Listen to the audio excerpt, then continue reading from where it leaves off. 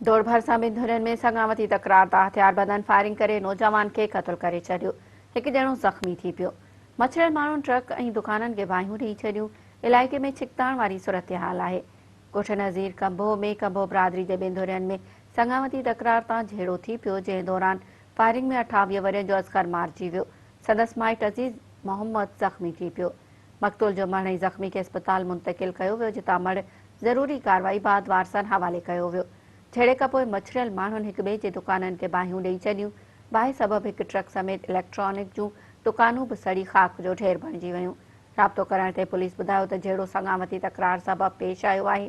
वरी नफ़री मुक़रर करे छिकताण ते ज़ाब्ते जी कोशिश करे रहिया आहियूं। कंहिंखे बि अमन अमान जी सूरत हाल ख़राब करण जी इजाज़त न ॾिनी वेंदी। ॿिए पासे इलाइक़े वाज़िह जो चवणु आहे त झेड़ो ऐं नुक़सान पुलिस जी लापरवाही सबबि थियो आहे, जॾहिं त इलाइक़े में छिकताण सबबि ख़ौफ़ हिरास पखिड़ियल आहे।